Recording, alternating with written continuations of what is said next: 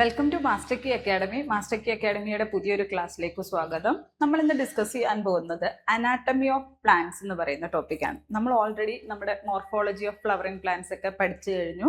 അല്ലെങ്കിൽ morphology of plants പഠിക്കുന്ന സമയത്ത് നമുക്ക് ഓരോ ലീവ്സിൻ്റെ സ്ട്രക്ചർ എങ്ങനെയാണ്, അതേപോലെ റൂട്ട് ഏതൊക്കെ ടൈപ്പ് വരുന്നുണ്ട്, സ്റ്റെം എങ്ങനെയാണ് വരുന്നത്, പിന്നെ ഇൻഫ്ലോറസൻസ്, ഫ്ലവർ, സീഡ്, അതേപോലെ ഫ്രൂട്ട്സ് എങ്ങനെയാണ് വരുന്നതെന്നൊക്കെ നമ്മൾ ഡിസ്കസ് ചെയ്തു ഇല്ലേ. അതായത് മോർഫോളജിക്കൽ ക്യാരക്ടേഴ്സ്, പുറമേയുള്ള ക്യാരക്ടേഴ്സാണ് നമ്മൾ ആ ഒരു ഭാഗത്ത് ഡിസ്കസ് ചെയ്തിട്ടുള്ളത്. ഇനി ഇവിടെ നോക്കിക്കഴിഞ്ഞാൽ ഇവിടെ നമ്മൾ ഡിസ്കസ് ചെയ്യാൻ പോകുന്നത് അനാട്ടമി ആണ് അല്ലേ. അനാട്ടമി എന്ന് പറഞ്ഞാൽ എന്താ? ഇന്റേണൽ സ്ട്രക്ചറിനെ കുറിച്ച് പഠിക്കുന്നതിനെയാണ് നമ്മൾ അനാട്ടമി എന്ന് പറയുന്നത്. പ്ലാന്റ് അനാട്ടമിയിൽ നമ്മൾ പഠിക്കാൻ പോകുന്നത് എന്താണ്? പ്ലാന്റിൻ്റെ ഇന്റേണൽ സ്ട്രക്ചറിനെ കുറിച്ചാണ് പഠിക്കാൻ പോകുന്നത്. അപ്പം plant anatomy is the study of internal structures of plant. ഒരു പ്ലാന്റ് ഉണ്ടെങ്കിൽ പ്ലാന്റിൻ്റെ ഇന്റേണൽ സ്ട്രക്ചേഴ്സ്, അതായത് ലീഫിൻ്റെ ഒരു സെക്ഷൻ എടുത്താൽ എങ്ങനെയായിരിക്കും, അതേപോലെ സ്റ്റെമ്മിൻ്റെ ഒരു സെക്ഷൻ എടുത്ത് നോക്കിക്കഴിഞ്ഞാൽ എങ്ങനെയായിരിക്കും, അതേപോലെ റൂട്ടിൻ്റെ ഒരു സെക്ഷൻ എടുത്താൽ എങ്ങനെയായിരിക്കും, മോണോകോട്ട് പ്ലാന്റ്സിലും ഡൈക്കോട്ട് പ്ലാന്റ്സിലും ഇത് തമ്മിലുള്ള വ്യത്യാസം എങ്ങനെയാണ്. നമ്മൾ ചെറിയ ക്ലാസ്സുകൾ, നമ്മൾ +2 ലെവലിലൊക്കെ പഠിക്കുന്ന സമയത്ത് നമ്മുടെ പ്രാക്ടിക്കൽ ക്ലാസ്സുകളിലൊക്കെ നമ്മൾ ചെയ്തിട്ടുള്ളതാണ് അല്ലേ. അപ്പോൾ ആ ഒരു ടോപ്പിക്, അപ്പം നമ്മുടെ ഒരു അനാട്ടമി, അതായത് ഒരു സ്റ്റെമ്മിൻ്റെയോ അല്ലെങ്കിൽ ഒരു ലീഫിൻ്റെയോ അല്ലെങ്കിൽ ഒരു റൂട്ടിൻ്റെയൊക്കെ സെക്ഷൻ എടുത്തു കഴിഞ്ഞാൽ കാണുന്ന ആ ഇൻറ്റേർണൽ സ്ട്രക്ചേഴ്സ് എങ്ങനെയായിരിക്കും എന്നുള്ളതാണ് നമ്മൾ ഈ ഒരു പാഠത്തിൽ ഡിസ്കസ് ചെയ്യാൻ പോകുന്നത്. അപ്പം നോക്കി, the basic unit of a plant body is the cell. നമുക്കറിയാം, നമ്മുടെ ക്ലാസിഫിക്കേഷൻ പഠിച്ച സമയത്ത് നമ്മൾ പ്ലാന്റ് കിങ്ഡം ആണെങ്കിലും അല്ലെ ആനിമൽ കിങ്ഡം ഒക്കെ ആണെങ്കിലും പഠിച്ച സമയത്ത് അവിടെ ഒരു ക്ലാസിഫിക്കേഷൻ്റെ ഒരു യൂണിറ്റ് ആയിട്ട് എടുത്തിരുന്ന ഒരു ക്യാരക്ടറാണ് സെൽ എന്ന് പറയുന്നത് അല്ലേ. അപ്പോൾ ഇവിടെ പ്ലാന്റിൻ്റെ ഒരു പ്ലാന്റ് ബോഡി എടുത്ത് നോക്കുകയാണെങ്കിൽ അതിൻ്റെ ഏറ്റവും ബേസിക് ആയിട്ടുള്ള യൂണിറ്റ് എന്ന് പറയുന്നത് സെല്ല് തന്നെ ആയിരിക്കും. ഓക്കെ, അപ്പം basic unit of the plant body എന്ന് പറയുന്നത് സെല്ലാണ്. ഇനി യൂണിസെല്ലുലാർ ആയിട്ടുള്ള ആൾക്കാർ പ്ലാന്റ്സ് എന്ന് പറയുന്ന കിങ്ഡത്തിൽ വരുന്നില്ല ഇല്ലേ. യൂണിസെല്ലുലാർ ആയിട്ടുള്ള ആൾക്കാർ ആദ്യം പറയുന്ന 6th കിങ്ഡം ഡൊമൈൻ ആണെങ്കിൽ ഫസ്റ്റ് യൂക്യാരിയോട്ട എന്ന് പറയുന്ന വിഭാഗത്തിലോ അതും അല്ലെങ്കിൽ വരുന്ന നമ്മുടെ മൊണീറ പോലെയുള്ള വിഭാഗത്തിൽ പ്രോട്ടിസ്റ്റയുടെ ഒക്കെ കൂട്ടത്തിലൊക്കെ വരുന്നവർ യൂണിസെല്ലുലാർ, പ്രോട്ടിസ്റ്റയുടെ കൂട്ടത്തിൽ യൂണിസെല്ലുലാർ വരുന്നുണ്ട്. അത് നമുക്ക് പിന്നീട് എന്തായാലും ഡിസ്കസ് ചെയ്യാം. അല്ലെങ്കിൽ നമ്മുടെ ആനിമൽസിൻ്റെ കേസിലും യൂണിസെല്ലുലാർ ആയിട്ടുള്ള ചെറിയ ആൾക്കാരൊക്കെ വരും. യൂണിസെല്ലുലാർ മീൻസ് അങ്ങനെ പറയാൻ ഒക്കത്തില്ലെങ്കിലും സെല്ലുലാർ ലെവൽ ഓഫ് ഓർഗനൈസേഷൻ കാണിക്കുന്ന ആൾക്കാരുണ്ട് അല്ലേ. പക്ഷെ പ്ലാന്റ്സിൻ്റെ കേസിൽ യൂണിസെല്ലുലാർ ആയിട്ടുള്ള ആൾക്കാർ വരുന്നില്ല, അവിടെ മൾട്ടി സെല്ലുലാർ ആയിട്ടുള്ള ആൾക്കാരാണ് വരുന്നത് അല്ലേ. അപ്പോൾ ഇവിടെ നമ്മുടെ ബേസിക് ആയിട്ടുള്ള യൂണിറ്റ്, ഒരു പ്ലാന്റ് ബോഡിയുടെ ബേസിക് യൂണിറ്റ് എടുക്കുകയാണെങ്കിൽ അത് സെല്ലാണെന്ന് നമുക്കറിയാം. ഇനി കുറേ സെൽസ് ചേർന്നിട്ട് ഒരേ ഫങ്ഷനൊക്കെ ചെയ്യുകയാണെങ്കിൽ അതിൻ്റെ ആ ഒരു ടിഷ്യൂസിൻ്റെ ഒരു ഗ്രൂപ്പ് ഓഫ് ടിഷ്യൂസിന് ഗ്രൂപ്പ് ഓഫ് സെൽസിന് നമ്മൾ പറയുന്ന പേരാണ് ടിഷ്യൂസ് എന്ന് പറയുന്നത് അല്ലേ. അപ്പോൾ ഇവിടെ പ്ലാന്റ് ബോഡി എന്ന് പറയുന്നല്ലേ, പ്ലാന്റ് ബോഡിയുടെ ബേസിക് യൂണിറ്റ് എന്ന് പറയുന്നത് സെല്ലാണ്. ഇനി സെൽസ് ഓർഗനൈസ് ചെയ്തിട്ട് എന്തായി മാറിയിരിക്കുന്നു? ടിഷ്യൂസ് ആയി മാറിയിരിക്കുന്നു അല്ലേ. അതായത് സിമിലർ ആയിട്ടുള്ള ഫങ്ഷനുള്ള, സിമിലർ ആയിട്ടുള്ള കുറേ റോളുകൾ ചെയ്യുന്ന ഒരു ഗ്രൂപ്പ് ഓഫ് സെൽസിനെയാണ് നമ്മൾ ടിഷ്യൂസ് എന്ന് പറയുന്നത്. ഇനി ഈ ടിഷ്യൂസ് ചേർന്നിട്ട് എന്തുണ്ടാവും? ടിഷ്യൂ സിസ്റ്റം ഉണ്ടാവും കേട്ടോ. ഇവിടെ ടിഷ്യൂസ് എന്ന് തന്നെ എഴുതിയിരിക്കുന്ന ടിഷ്യൂസ് ചേർന്നിട്ട് ടിഷ്യൂ സിസ്റ്റമും, ഈ ടിഷ്യൂ സിസ്റ്റംസ് ഓർഗനൈസ് ചെയ്തിട്ട് പ്ലാന്റിൻ്റെ ബോഡി അല്ലെങ്കിൽ ഡിഫറെൻ്റ് ആയിട്ടുള്ള ഓർഗൻസ് ആയി മാറുകയും ചെയ്യുന്നതാണ്. ശരിക്കും പ്ലാന്റിൻ്റെ മാത്രമല്ല ആനിമൽസിൻ്റെ കേസിലൊക്കെ നോക്കുകയാണെങ്കിലും നമ്മുടെ ആ ബോഡി ഓർഗനൈസേഷൻ എന്ന് പറയുന്നത് അങ്ങനെയാണല്ലേ. അപ്പം സെൽസ് ഓർഗനൈസ് ചെയ്ത് ടിഷ്യൂസും, ടിഷ്യൂസ് ഓർഗനൈസ് ചെയ്ത് ടിഷ്യൂ സിസ്റ്റവും, ടിഷ്യൂ സിസ്റ്റം ഓർഗനൈസ് ചെയ്ത് ഓർഗൻ സിസ്റ്റവുമായി മാറുന്നു അല്ലെങ്കിൽ ഓർഗൻസ് ആയി മാറുകയും ചെയ്യുന്നു. അപ്പോൾ നമുക്ക് പ്ലാന്റിന് ഓർഗൻസ് ഉണ്ട്, പ്ലാന്റിന് ഓർഗൻസ് ഉണ്ടല്ലേ. ഏതൊക്കെയാണ്?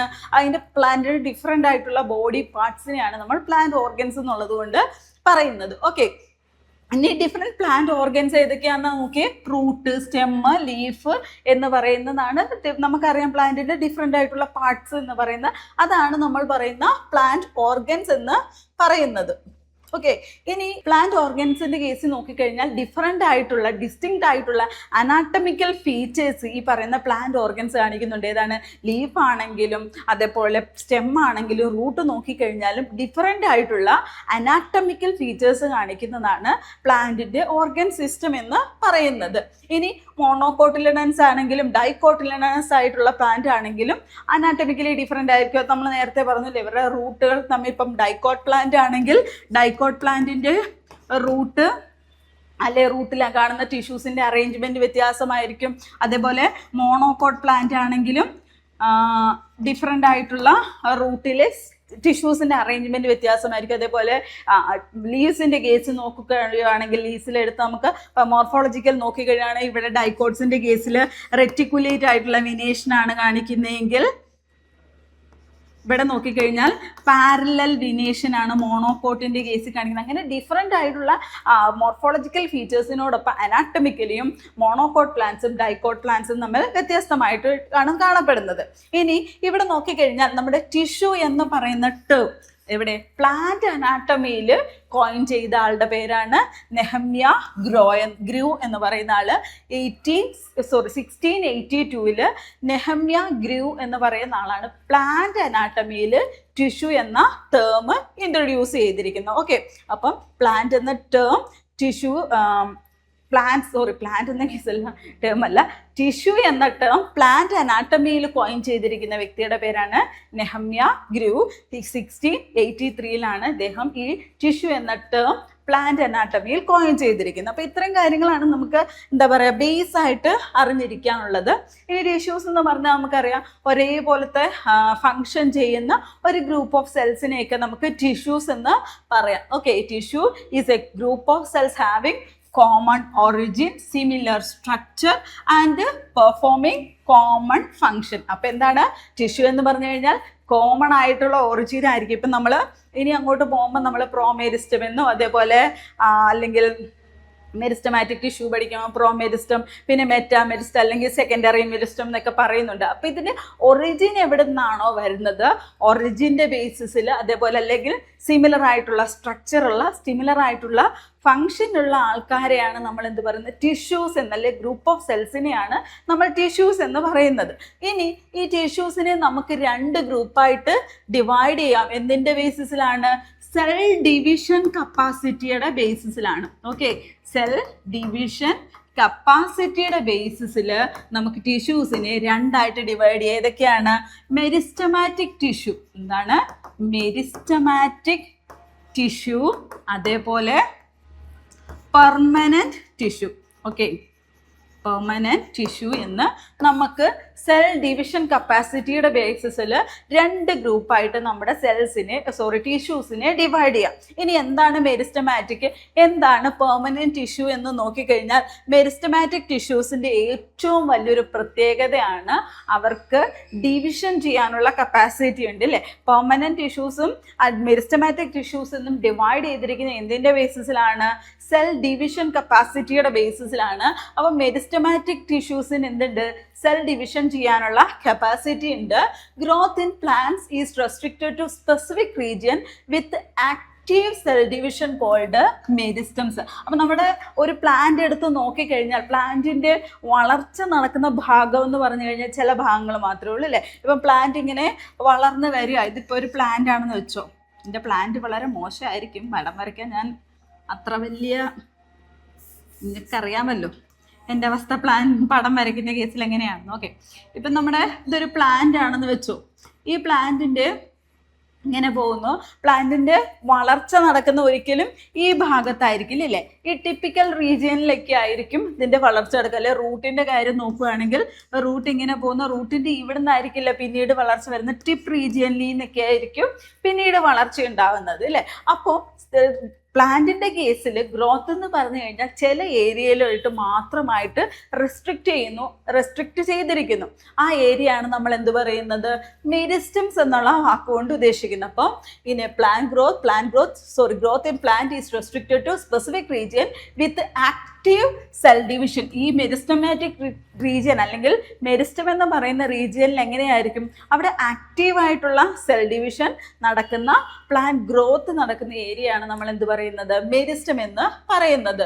Meristematic tissue consist of immature undifferentiated cells capable of continuous division. നമ്മൾ പറഞ്ഞു നമ്മുടെ മെരിസ്റ്റംസ് എന്ന് പറയുന്ന റീജിയൻ എന്ന് പറയുന്നത് കണ്ടിന്യൂസ് ആയിട്ട് ഗ്രോത്ത് നടക്കാൻ പറ്റുന്ന അല്ലെങ്കിൽ ആക്റ്റീവായിട്ടുള്ള സെൽ ഡിവിഷൻ നടക്കുന്ന ഏരിയ ആണെന്ന് നമ്മൾ പറഞ്ഞു അല്ലേ. അവിടെ കാണുന്ന സെൽസ് ഇമ്മച്വർ ആയിരിക്കും, ഇമ്മച്വർ ആയിട്ടില്ലെങ്കിൽ അതേപോലെ അൺഡിഫറൻഷിയേറ്റഡ് ആയിരിക്കും. ഇപ്പം ഒരു പ്രത്യേകമായിട്ടുള്ള ഒരു സ്പെസിഫിക് ഏരിയയിലേക്കുള്ള സെൽസായി മാറാൻ കഴിവുള്ള സെൽസ്, അല്ലെങ്കിൽ ഏത് രീതിയിലേക്ക് മാറാൻ കഴിവുള്ള സെൽസായിട്ട് അൺഡിഫറൻഷിയേറ്റ് ചെയ്തിട്ടില്ലാത്ത ഇമ്മെച്യൂർ സെൽസ് ആണ് മെരിസ്റ്റമാറ്റിക് ടിഷ്യൂസ് എന്ന് പറയുന്നത്. ഇപ്പോൾ ലീഫിലാണ് കാണുന്നതെങ്കിൽ അവർക്ക് ലീഫിൻ്റെ സെൽസ് ആയിട്ട് മാറാൻ പറ്റും. അതുപോലെ ഓരോരോ സൈഡ് ഏത് സ്പെസിഫിക് ആയിട്ടുള്ള സെല്ലായിട്ട് വേണമെങ്കിലും മാറാൻ പറ്റുന്ന, അതേപോലെ ഇമ്മച്യൂർ ആയിട്ടുള്ള അൺഡിഫറൻഷിയേറ്റഡ് ആയിട്ടുള്ള സെല്ലാണ് മെരിസ്റ്റമാറ്റിക് സെൽസ് എന്ന് പറയുന്നത്.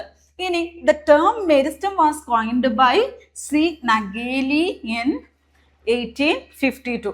1852 നഗേലി എന്ന് പറയുന്ന ആളാണ് എന്ത് ചെയ്തിരിക്കുന്നത്, നമ്മുടെ മെരിസ്റ്റം എന്ന വാക്ക് കോയിൻ ചെയ്തിരിക്കുന്ന ആൾ. Okay, C Nageli. ഓക്കെ, ഇനി അത് പോട്ടെ. മെരിസ്റ്റമാറ്റിക് ടിഷ്യൂവിൻ്റെ കാര്യം നമ്മൾ പറഞ്ഞു. പ്ലാന്റിൻ്റെ ഗ്രോത്ത് നടക്കുന്ന ഏരിയയിൽ കാണപ്പെടുന്ന ടിഷ്യൂസ് ആണ് മെരിസ്റ്റമാറ്റിക് ടിഷ്യൂസ് എന്ന് പറയുന്നത്. ഈ മെരിസ്റ്റമാറ്റിക് ടിഷ്യൂസ് എന്ന് പറയുന്നത് ഇമ്മച്വർ ആയിട്ടുള്ള അൺഡിഫറൻഷിയേറ്റഡ് ആയിട്ടുള്ള സെല്ലാണ്. ഏത് സെല്ലായിട്ട് മാറാൻ കഴിയുന്ന, അതായത് ഇപ്പം ലീഫ് ആണെങ്കിലോ അല്ലെങ്കിൽ പ്ലാന്റിൻ്റെ സ്റ്റെം ആണെങ്കിലോ അത് ഏത് റീജിയനിലാണോ കാണുന്നത് അതിനനുസരിച്ച് മാറ്റം വരാൻ സാധ്യതയുള്ള സെൽസിനെയാണ് മെരിസ്റ്റമാറ്റിക് സെൽസ് എന്ന് പറയുന്നവർക്ക്. ആക്റ്റീവായിട്ടുള്ള സെൽ ഡിവിഷൻ നടക്കുന്ന സെൽസ് അല്ലെങ്കിൽ പ്ലാന്റിന്റെ ഗ്രോത്ത് നടക്കുന്ന സെൽസ് ആണ് മെരിസ്റ്റമാറ്റിക് സെൽസ് എന്ന് പറയുന്നത്. ഇനി അവരുടെ ക്യാരക്ടേഴ്സ് നോക്കിക്കഴിഞ്ഞാൽ, അവരുടെ ക്യാരക്ടറിസ്റ്റിക്സ് ഓഫ് മെരിസ്റ്റമാറ്റിക് ടിഷ്യൂസ് നമ്മൾ പറഞ്ഞു കഴിഞ്ഞാൽ, cells are living and undifferentiated ആയിരിക്കും. പ്ലാന്റിന്റെ ചില ബോഡിയിൽ ചില പാർട്സിൽ കാണപ്പെടുന്ന സെൽസ് എന്ന് പറഞ്ഞു കഴിഞ്ഞാൽ നോൺ ലിവിങ് സെൽസ് ആയിരിക്കും. അപ്പോൾ നോൺ ലിവിങ് സെൽസിനെ പറ്റി നമ്മൾ ഇനി പറയുന്നുണ്ട്, അപ്പോൾ അന്നേരം അതിനെപ്പറ്റി പറയാം. അതേപോലെ അൺഡിഫറൻഷിയേറ്റഡ് ആയിരിക്കും. ഓക്കെ, അപ്പം മെരിസ്റ്റമാറ്റിക് ടിഷ്യൂസ് എന്ന് പറയുന്നത് എങ്ങനെയാണ്, ലിവിങ് ആയിട്ടുള്ള അൺഡിഫറൻഷിയേറ്റഡ് ആയിട്ടുള്ള സെൽസ് ആണ്. അതേപോലെ ഐസോഡയമെട്രിക് അല്ലെങ്കിൽ പോളിഗണൽ ഷേപ്പ് ആയിരിക്കും. അതേപോലെ തിൻ സെല്ലുലോസിക് സെൽ വാൾ കൊണ്ടുള്ള സെൽസിനെയാണ് മെരിസ്റ്റമാറ്റിക് സെൽസ് എന്ന് പറയുന്നത്. അതേപോലെ ഡെൻസ് ആയിട്ടുള്ള സൈറ്റോപ്ലാസം ഉണ്ടായിരിക്കും, ലാർജ് പ്രോമിനന്റ് ന്യൂക്ലിയസ് ഉണ്ടായിരിക്കും, വാക്യൂൾസ് ആബ്സെന്റ് ആയിരിക്കും, അല്ലെങ്കിൽ ഉണ്ടെങ്കിൽ തന്നെ എന്തായിരിക്കും, ചെറിയ വാക്യൂൾസ് ആയിരിക്കും. ഇല്ലേ, സൈറ്റോപ്ലാസം അത്രയും ഉള്ളപ്പോൾ വാക്യൂൾസ് അവിടെ വളരെ ചെറുതായിരിക്കും. ഡെൻസ് ആയിട്ടുള്ള സൈറ്റോപ്ലാസോ പ്രോമിനന്റ് ആയിട്ടുള്ള ന്യൂക്ലിയസും ഒക്കെയുള്ള സെല്ലാണ് മെരിസ്റ്റമാറ്റിക് സെൽസ് എന്ന് നമ്മൾ പറഞ്ഞു അല്ലേ. ഇനി നോ ഇന്റർസെല്ലുലാർ സ്പേസ്, ഇവിടെ ഇന്റർസെല്ലുലാർ സ്പേസ് ഉണ്ടാവില്ല. അതേപോലെ തന്നെ ഹൈ മൈറ്റോട്ടിക് ആക്ടിവിറ്റി ഉള്ള സെൽസിനെയാണ് നമ്മൾ മെരിസ്റ്റമാറ്റിക് സെൽസ് എന്ന് പറയുന്നത്. അപ്പം മെരിസ്റ്റമാറ്റിക് സെൽസിന്റെ പ്രത്യേകത നോക്കിക്കഴിഞ്ഞു കഴിഞ്ഞാൽ ലാർജ് ആയിട്ട് ലിവിങ് ആയിട്ടുള്ള അൺഡിഫറൻഷിയേറ്റഡ് ആയിട്ടുള്ള ഐസോഡയമെട്രിക് ഒരേപോലത്തെ ഡയമീറ്റർ വരുന്ന സെല്ലുലോസിക് സെൽ വാൾ കൊണ്ടുണ്ടാക്കിയിട്ടുള്ള തിന്നായിട്ടുള്ള ഡെൻസ് സൈറ്റോപ്ലാസം ഉള്ള ലാർജ് ആയിട്ടുള്ള പ്രോമിനന്റ് ആയിട്ടുള്ള ന്യൂക്ലിയസ് ഉള്ള വാക്യൂൾസ് ആബ്സെന്റ് അല്ലെങ്കിൽ ചെറിയ വാക്യൂൾസ് ഉള്ള ഇനോ ഇന്റർസെല്ലുലാർ സ്പേസ് ഇല്ലാത്ത ഹൈ മൈറ്റോട്ടിക് ആക്ടിവിറ്റി ഉള്ള സെല്ലിനെയാണ് നമ്മൾ എന്ത് പറയുന്നത്, മെരിസ്റ്റമാറ്റിക് അല്ലെങ്കിൽ അത്രയും പ്രത്യേകതകളുള്ള സെൽസ് ആയിരിക്കും നമ്മുടെ മെരിസ്റ്റമാറ്റിക് ടിഷ്യൂസിൽ കാണുന്ന സെൽസ് എന്ന് പറയുന്നത്. ഇനി ഇന്റർസെല്ലുലാർ സ്പേസ് എന്ന് പറഞ്ഞു കഴിഞ്ഞാൽ air filled or fluid filled spaces present between plant cells, plant സെൽസിനിടയിലുള്ള സെൽസിനെയാണ് ഇന്റർസെല്ലുലാർ സ്പേസ് എന്ന് പറയുന്നത്. അത് വലിയ കാര്യമൊന്നുമില്ല, വെറുതെ ആഡ് ചെയ്തേ ഉള്ളൂ.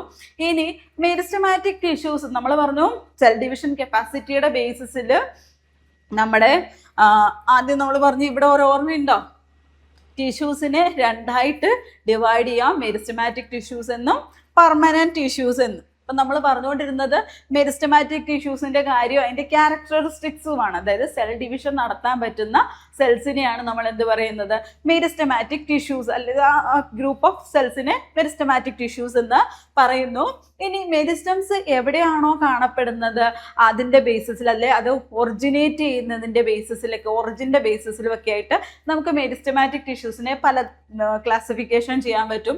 എന്തിൻ്റെയൊക്കെ ബേസിസിലാണ്, ഒറിജിൻ്റെ ബേസിസിൽ, പൊസിഷൻ്റെ ബേസിസിൽ, അതേപോലെ ഫങ്ഷൻ്റെ ബേസിസിലും ഒക്കെ മെരിസ്റ്റമാറ്റിക് ടിഷ്യൂസിനെ നമുക്ക് എന്ത് ചെയ്യാൻ പറ്റും, ഡിവൈഡ് ചെയ്യാൻ പറ്റും. അതിൽ ഒന്നാമത്തതാണ് നമ്മൾ പറയുന്ന ഒറിജിൻ്റെ ബേസിസിൽ.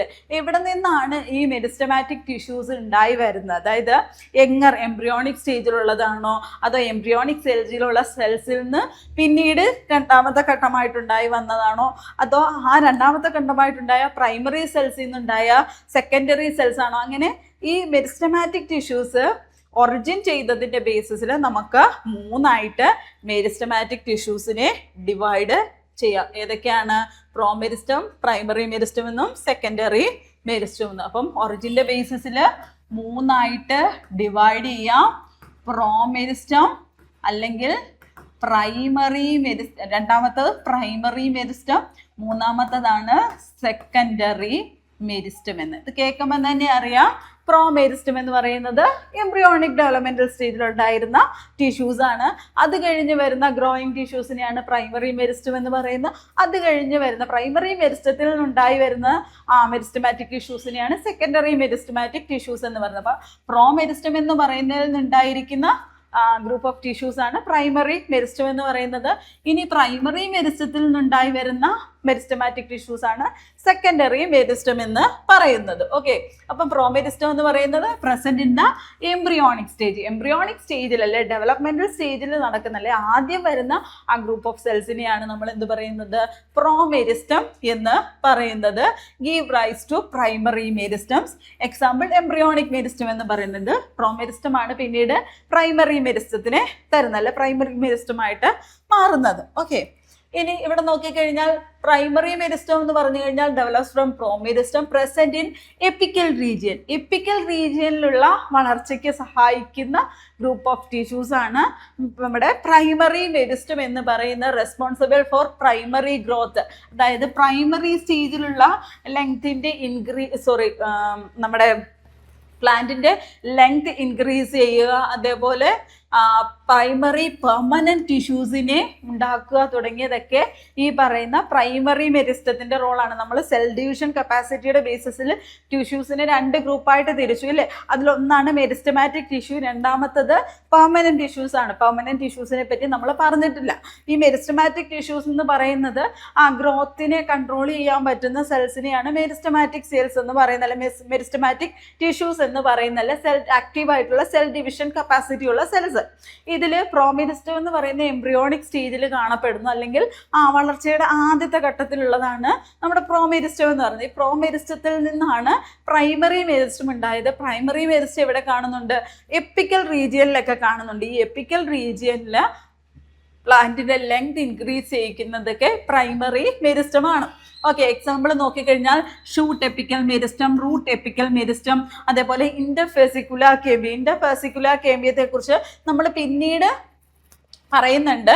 ഇത് പ്രൈമറി മെരിസ്റ്റമാണ്, പക്ഷേ സെക്കൻഡറി ഗ്രോത്തിന് കാരണമാകുന്ന മെരിസ്റ്റമാണ് ഇന്റർഫെസിക്കുലാർ കേമ്പിയം എന്ന് പറയുന്നത്. എന്നാൽ ഇത് പ്രൈമറി ആയതുകൊണ്ട് നമുക്ക് ഇന്റർഫെസിക്കുലാർ കേമ്പിയത്തിനെ എന്തിൻ്റെ കൂടെ പറയാം?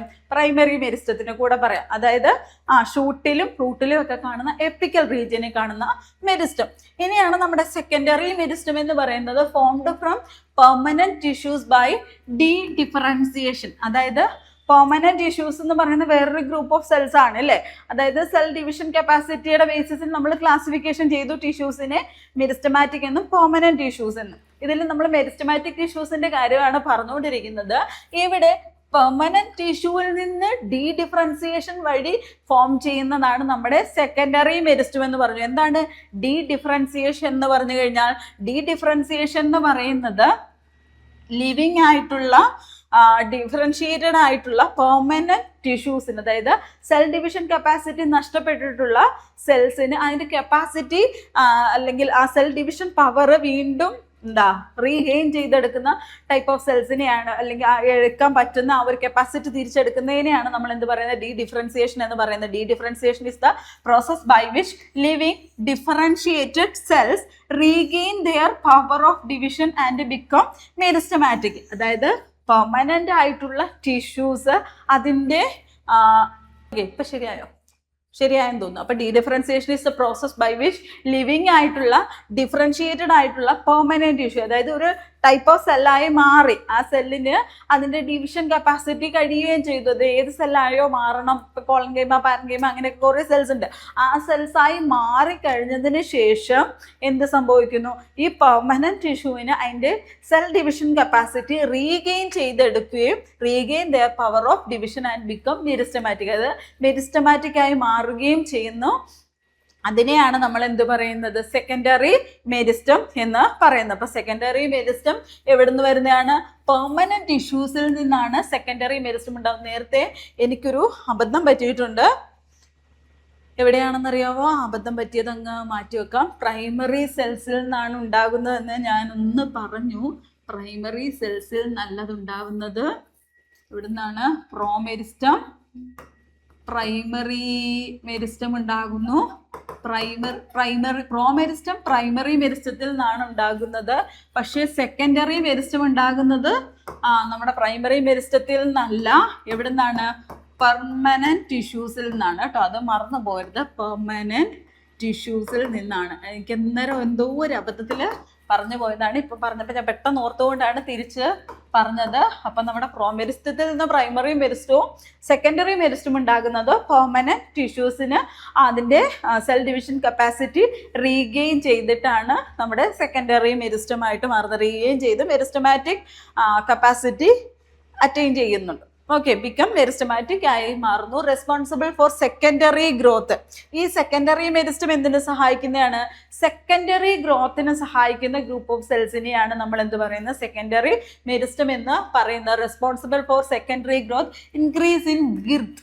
ഗിർത്ത് മീൻസ് എന്താണ്? നമ്മുടെ ആ ഒരു മൊത്തത്തിൽ ഇപ്പം ആ ഒരു ഡയമീറ്റർ ഇല്ലേ, ആ വണ്ണം വെക്കുക എന്ന് പറയത്തില്ലേ പ്ലാന്റ്. അപ്പോൾ പ്ലാന്റ് ഗ്രിത്തിന് കാരണമാകുന്ന അത് നമ്മുടെ സെക്കൻഡറി മെരിസ്റ്റമാണ്. Producer secondary permanent tissues secondary മെരിസ്റ്റത്തിൽ നിന്നാണ് ഉണ്ടാകുന്നത്. ഓക്കെ, എക്സാമ്പിൾ ആണ് നമ്മുടെ വാസ്കുലാർ കേംബിയം, അതേപോലെ ഇന്റർഫെസിക്കുലാർ കേംബിയം, കോർക്ക് കേംബിയം അല്ലെങ്കിൽ ഫെലോജൻ, വൂണ്ട് കേംബിയം എന്നൊക്കെ പറയുന്നത് ഈ പറയുന്ന സെക്കൻഡറി മെരിസ്റ്റത്തിന് എക്സാമ്പിൾ ആണ്. നമ്മൾ ഇനി അങ്ങോട്ട് പോകുന്ന വഴിക്ക് ഈ സെക്കൻഡറി മെരിസ്റ്റവും പഠിക്കും. എങ്ങനെയാണ് ഈ ഗിർത്ത് ഇൻക്രീസ് ചെയ്യുക എന്നൊക്കെ ഉള്ളത് നമ്മൾ പഠിക്കുന്നുണ്ട്. ഇപ്പം എങ്ങനെയാണ് സെക്കൻഡറി മെരിസ്റ്റമാറ്റിക് ടിഷ്യൂസ് ഉണ്ടാവുന്നതെന്നൊക്കെ പറയുന്നുണ്ട്. അപ്പം മെരിസ്റ്റമാറ്റിക് ടിഷ്യൂസിനെ മൊത്തത്തിൽ നമുക്ക് എന്താണ് ഒറിജിൻ്റെ ബേസിസിൽ പ്രോമെരിസ്റ്റം എന്നും പ്രൈമറി മെരിസ്റ്റം എന്നും സെക്കൻഡറി മെരിസ്റ്റം എന്നും 3 ഗ്രൂപ്പായിട്ട് ഡിവൈഡ് ചെയ്യാം. ഓക്കെ, അപ്പോൾ ഇനി classification based on position.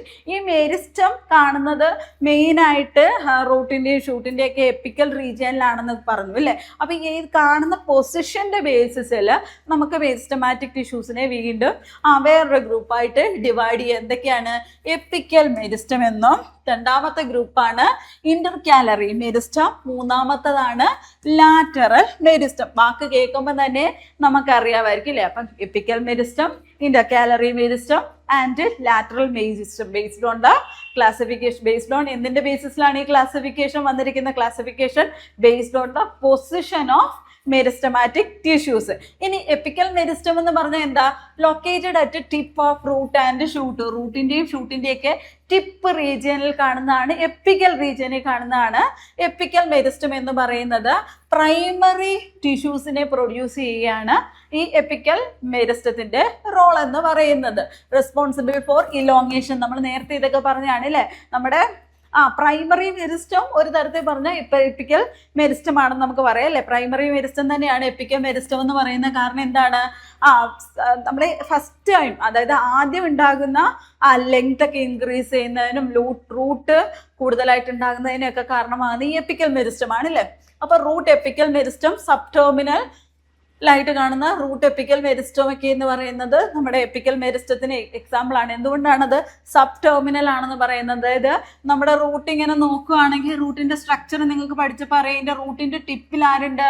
Root cap ഉണ്ടെന്ന് നമുക്കറിയില്ല. അതുകൊണ്ടാണ് സബ് ടെർമിനൽ ആണെന്ന് പറയുന്നത്. അതേപോലെ ഷൂട്ട് എപ്പിക്കൽ മെരിസ്റ്റം ഫോം ചെയ്യുന്നത് ലീവ്സും ആക്സിലറി ബഡും അതേപോലെ ബ്രാഞ്ചസ് ഓഫ് ഫ്ലവേഴ്സ് ഒക്കെ ഉണ്ടാക്കുന്നത് ഈ പറയുന്ന എപ്പിക്കൽ മെരിസ്റ്റം ആണ്. അപ്പൊ എപ്പിക്കൽ മെരിസ്റ്റം, ഷൂട്ടിന്റെ എപ്പിക്കൽ മെരിസ്റ്റത്തിൽ നിന്നാണ് ലീവ്സും ആക്സിലറി ബഡും ബ്രാഞ്ചസ് ഓഫ് ഫ്ലവേഴ്സ് ഒക്കെ ഉണ്ടാകുന്നത് നമുക്കറിയാം. ഓക്കെ, ഇനി ഇന്റർകാലറി മെരിസ്റ്റം എന്ന് പറഞ്ഞാൽ എന്താ? ഇന്റർകാലറി meristem present between mature tissues. Mature ടിഷ്യൂസിന് ഇടയിൽ കാണപ്പെടുന്ന മെരിസ്റ്റമാണ്, അല്ലെങ്കിൽ മെരിസ്റ്റത്തിന് നമുക്ക് എന്ത് പറയാം? ഇന്റർകാലറി മെരിസ്റ്റം എന്ന് പറയാം. ഇടയിൽ വരുന്നതാണ് അല്ലേ. എന്തിൻ്റെ ഇടയിലാണെന്ന് നോക്കുക? ഇന്റർകാലറി എന്നുള്ളത് ഉദ്ദേശിച്ചാൽ മതി. മച്വർ ടിഷ്യൂസിന്റെ ഇടയിൽ കാണുന്നതാണ് intercalary meristem. Found mainly in grasses. എവിടെ കാണുന്നു?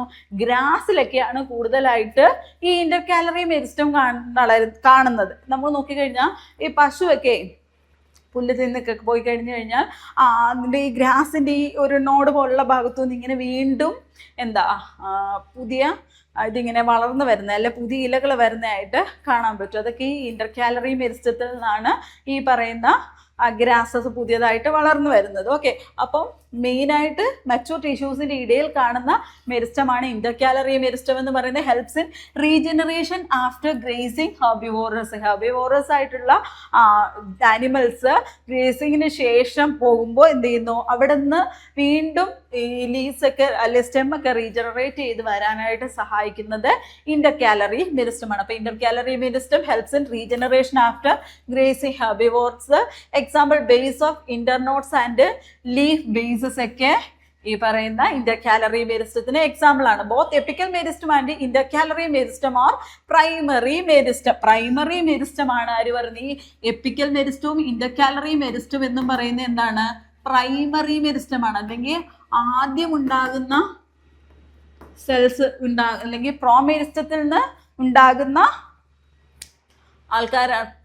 മെരിസ്റ്റമാറ്റിക് ടിഷ്യൂസ് ആണ് നമ്മുടെ ഇന്റർകാലറി മെരിസ്റ്റോ അതേപോലെ എപ്പിക്കൽ മെരിസ്റ്റോ എന്ന് പറയുന്നത്. Because they appear early in the life of a plant and contribute the formation of primary plant body. Primary plant body ഉണ്ടാകുന്നതിലാണ് നമ്മുടെ primary meristem contribute ചെയ്യുന്നതെന്ന് അറിയാം അല്ലേ. അപ്പോൾ പ്രൈമറി മെരിസ്റ്റത്തിന് എക്സാമ്പിൾ ആണ് ഈ പറഞ്ഞ ഇന്റർകാലറി മെരിസ്റ്റോ അതേപോലെ എപ്പിക്കൽ മെരിസ്റ്റോ എന്ന് പറയുന്നത്. ഇങ്ങനെയാണ് നമ്മുടെ ലാറ്ററൽ മെരിസ്റ്റം എന്ന് പറയുന്നത്. ലാറ്ററൽ മെരിസ്റ്റം എന്ന് പറഞ്ഞാൽ എന്താ, present in mature regions root and shoot and appear later than primary meristem. Mature റീജിയനിൽ അതായത് റൂട്ടിലാകാം ഷൂട്ടിലാകാം, അതായത് ഒരു വളർച്ചയ്ക്ക് ശേഷം അല്ലെങ്കിൽ പ്രൈമറി മെരിസ്റ്റം പോയതിന് ശേഷം. ഓക്കെ, അപ്പോൾ പ്രൈമറി മെരിസ്റ്റം എന്ന് പറഞ്ഞു കഴിഞ്ഞാൽ ഇപ്പോൾ വളർച്ചയെ നിയന്ത്രിക്കുക. അപ്പോൾ ഷൂട്ടിൻ്റെ വളർച്ച ഇങ്ങനെ സ്റ്റെം ഇങ്ങനെ വളർന്നുകൊണ്ടേ ഇരിക്കുക. അതിന് ശേഷം പിന്നീട് വളർച്ചയൊക്കെ കഴിഞ്ഞ് അവിടുന്ന് വീണ്ടും കുറച്ച് പൊക്കത്തിൽ വരുന്ന സമയത്ത് നേരത്തെ ഉണ്ടായിരുന്ന ആ ഒരു ഭാഗത്ത് കാണുന്ന മെരിസ്റ്റം ഉണ്ടാകുന്ന മെരിസ്റ്റത്തിനെയാണ് നമ്മൾ എന്ത് പറയുന്നത്, ലാറ്ററൽ മെരിസ്റ്റം എന്ന് പറയുന്നത്. Present in mature regions of root and shoot appear later that promeristem, also known as secondary meristem. അപ്പോൾ സെക്കൻഡറി മെരിസ്റ്റത്തിന് എക്സാമ്പിൾ ആണ് നമ്മുടെ ലാറ്ററൽ മെരിസ്റ്റം എന്ന് നമുക്ക് പറയാം. സിലിണ്ടറിക്കൽ ഷേപ്പ് ആയിരിക്കും.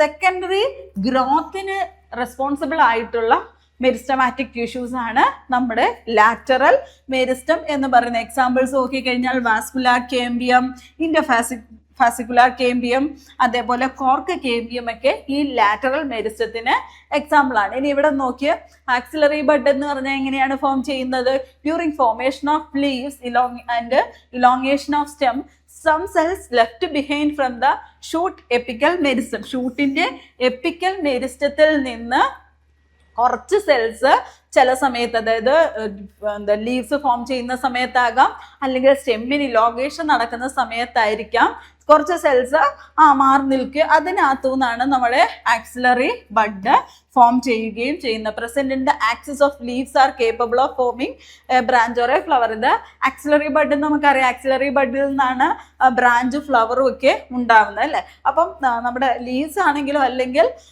സ്റ്റെമ്മിനൊക്കെ ഇലോങ്ങേഷൻ നടക്കുന്ന സമയത്ത് ചില സെൽസ് ലെഫ്റ്റ് ബിഹൈൻഡ് ചെയ്യുന്നു. ആ സെൽസ് ആണ് എന്തായിട്ട് മാറുന്നത്, ആക്സിലറി ബഡായിട്ട് മാറുന്നത്. ഓക്കെ, അപ്പോൾ ഇത്രയേ ഉള്ളൂ നമ്മുടെ മെരിസ്റ്റമാറ്റിക് ടിഷ്യൂസ് എന്ന് പറയുന്നത് അല്ലേ. മെരിസ്റ്റമാറ്റിക് ടിഷ്യൂസിനെ നമ്മൾ എങ്ങനെ ക്ലാസിഫിക്കേഷൻ ചെയ്തു, അതിൽ ഒറിജിൻ്റെ ബേസിസിൽ നമുക്ക് മൂന്നായിട്ട് ഡിവൈഡ് ചെയ്യാമായിരുന്നു അല്ലേ. ഒറിജിൻ്റെ ബേസിസിൽ പ്രോ മെരിസ്റ്റം എന്നും പ്രൈമറി മെരിസ്റ്റം എന്നും പിന്നെ സെക്കൻഡറി മെരിസ്റ്റം എന്നും ഇങ്ങനെ മൂന്നായിട്ട് ഡിവൈഡ് ചെയ്യാമായിരുന്നു. ഇതിൽ പിന്നെ നമ്മൾ എന്തിൻ്റെ ബേസിസിലാണ്, നമ്മൾ അതിൻ്റെ പൊസിഷൻ്റെ ബേസിസിൽ രണ്ടാമതൊരു ക്ലാസിഫിക്കേഷനും കൂടെ പഠിച്ചായിരുന്നു.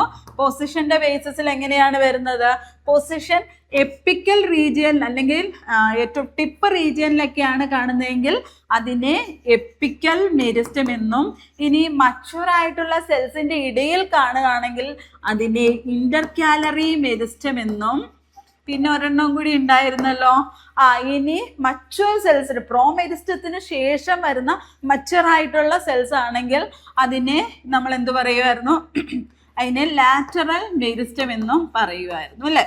ഇനി പ്രൈമറി മെരിസ്റ്റം തന്നെയാണ് ഈ എപ്പിക്കൽ മെരിസ്റ്റവും ഇന്റർകാലറി മെരിസ്റ്റം എന്ന് പറയുന്നത്. ലാറ്ററൽ മെരിസ്റ്റം എന്ന് പറയുന്നത് സെക്കൻഡറി മെരിസ്റ്റത്തിന് എക്സാമ്പിൾ ആണ്. നമ്മൾ സെൽ ഡിവിഷന്റെ ബേസിസിൽ ടിഷ്യൂസിനെ 2 ഗ്രൂപ്പായിട്ട് ഡിവൈഡ് ചെയ്തിട്ടുണ്ടായിരുന്നു, മെരിസ്റ്റമാറ്റിക് ടിഷ്യൂസ് എന്നും പെർമനന്റ് ടിഷ്യൂസ് എന്നും. ഇനി ആ പെർമനന്റ് ടിഷ്യൂസിനെ കുറിച്ചാണ് നമുക്ക് പഠിക്കാനുള്ളത്. എന്തിന്റെ ബേസിസിലായിരുന്നു? സെൽ ഡിവിഷൻ കപ്പാസിറ്റിയുടെ ബേസിസിൽ നമ്മൾ 2ആയിട്ട് ഡിവൈഡ് ചെയ്തു, മെരിസ്റ്റമാറ്റിക് എന്നും അതേപോലെ പെർമനന്റ് എന്നും. ഓക്കെ, ഇനി എന്താ നോക്കിയ permanent tissues? cells that lose the ability to divide and become structurally and functionally specialized is termed as എന്താണ്? Permanent tissues. അപ്പം മെരിസ്റ്റമാറ്റിക് ടിഷ്യൂ നമ്മൾ പറഞ്ഞു സെൽ ഡിവിഷൻ കപ്പാസിറ്റിയുടെ ബേസിസിലാണ് മെരിസ്റ്റമാറ്റിക് ടിഷ്യൂസ് എന്ന് പറയുന്നത്. ആക്റ്റീവായിട്ടുള്ള സെൽ ഡിവിഷൻ നടക്കുന്ന ആൾക്കാരാണെന്ന് പറഞ്ഞു ഇല്ലേ. ഇനി പെർമനന്റ് ടിഷ്യൂസോ?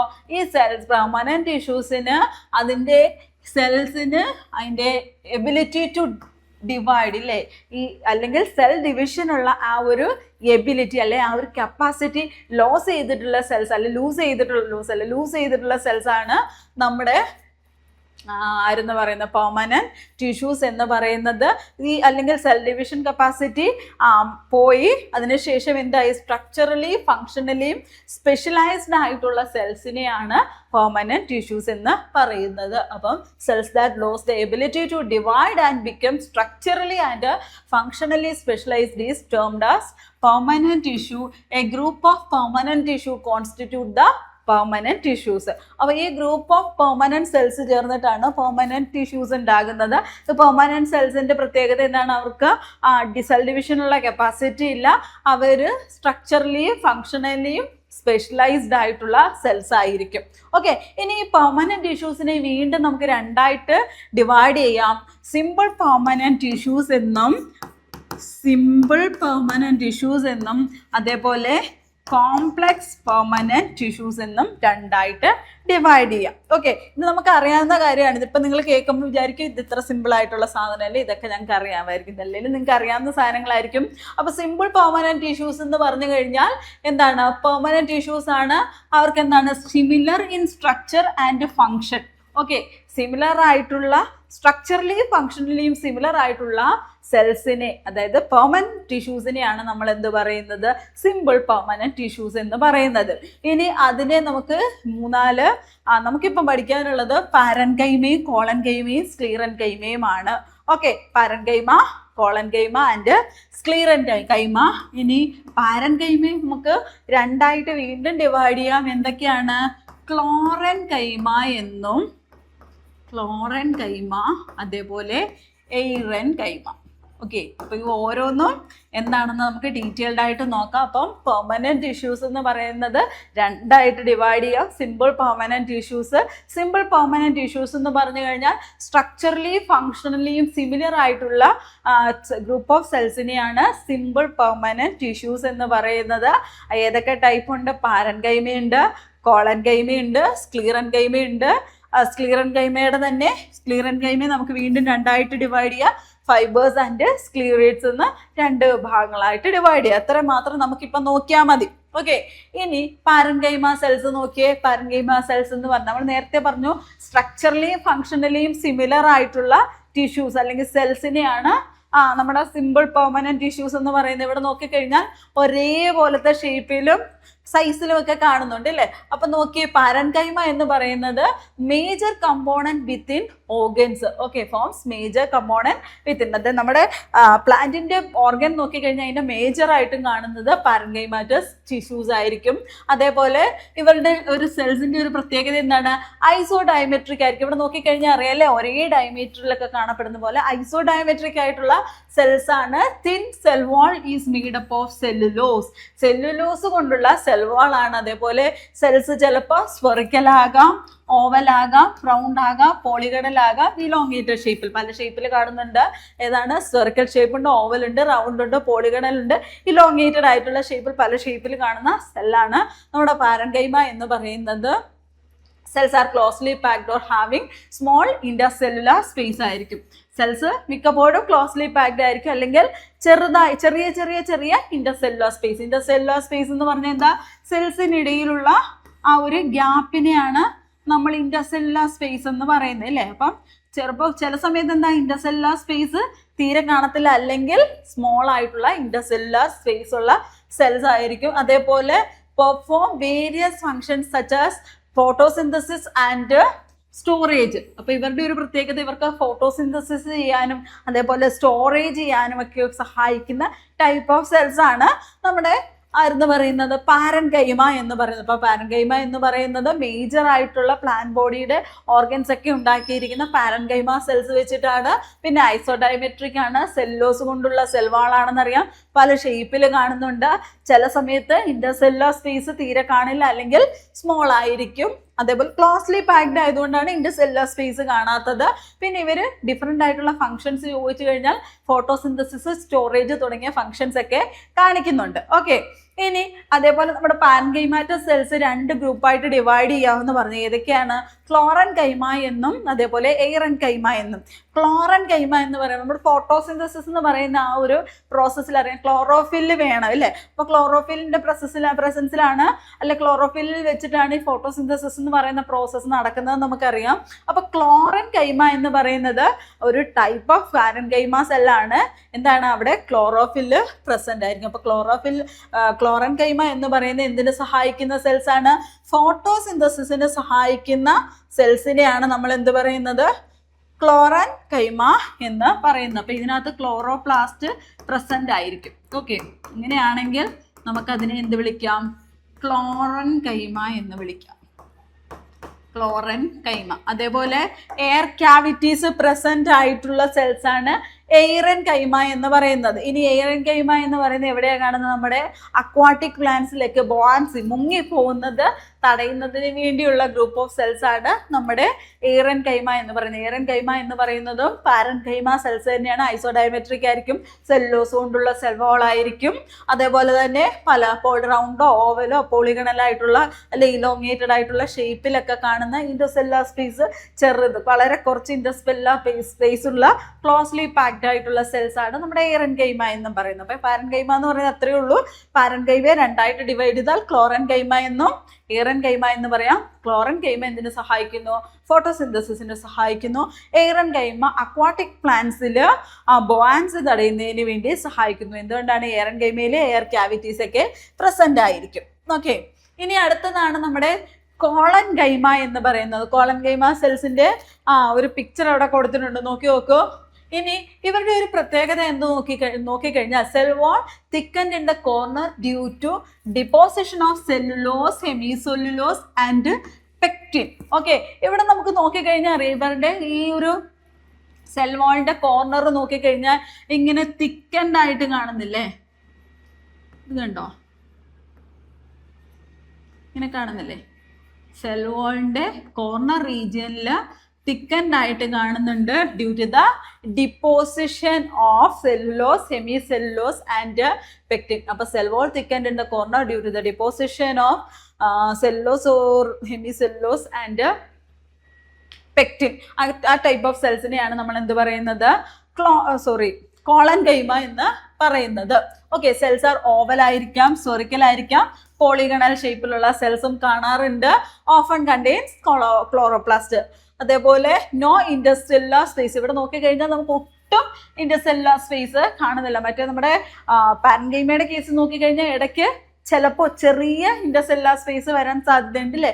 ഇവിടെ ഒട്ടും ഇന്റർസെല്ലുലാർ സ്പേസ് ഇല്ലാത്ത സെൽസ് ആണ് കോളൻകൈമ എന്ന് പറയുന്നത്.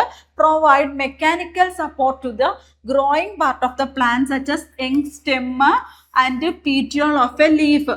അപ്പം ഇതിന്റെ റോൾ എന്താണ്? ക്ലോറൻകൈമ നമ്മുടെ ഗ്രോയിങ് ആയിട്ടുള്ള പ്ലാന്റ് പാർട്ടിന് മെക്കാനിക്കൽ സപ്പോർട്ട് കൊടുക്കുന്ന സെൽസ് ആണ് നമ്മുടെ ക്ലോറൻകൈമ എന്ന് പറയുന്നത്. അതായത് സ്റ്റെം ഒക്കെ ആകുമ്പോഴത്തേന് അതിനിങ്ങനെ നിൽക്കാനായിട്ടൊരു ബുദ്ധിമുട്ടല്ലേ? അപ്പൊ ആ മെക്കാനിക്കൽ സപ്പോർട്ട് കൊടുക്കുന്ന ആള് നമ്മുടെ കോളൻകൈമയാണ്. അതേപോലെ ലീഫിന്റെ പീറ്റിയോൾ എന്ന് പറഞ്ഞു കഴിഞ്ഞാൽ അറിയാം, ലീഫ് ഇങ്ങനെ ഈ ഒരു ഭാഗത്തിനെയാണ് നമ്മൾ പീറ്റിയോൾ എന്ന് പറയുന്നത്. അപ്പൊ ഈ ലീഫിന്റെ പീറ്റിയോളിലൊക്കെ കാണുന്ന ടൈപ്പ് ഓഫ് സെൽസ് ആണ് കോളൻകൈമ സെൽസ് എന്ന് പറയുന്നത്. കോളൻകൈമ. ഓക്കെ, അപ്പൊ ഇത്രയേ ഉള്ളൂ കോളൻകൈമ എന്ന് പറയുന്നത്. അപ്പം തിക്കൻഡ് ആയിട്ടുള്ള കോർണറുള്ള സെൽസ് ആണ് നമ്മുടെ കോളൻകൈമ എന്ന് പറയുന്നത്. എന്തുകൊണ്ടാണ്? സെല്ലുലോസോ സെല്ലുലോസ് അതേപോലെ പെക്റ്റിൻ്റെ ഒക്കെ ഉള്ള ഡിപ്പോസിഷൻ കൊണ്ടിട്ടാണ് ഈ പറയുന്ന കോർണർ ഏരിയയിൽ തിക്കൻഡ് ആയിട്ട് വരുന്നത്. ഓക്കെ.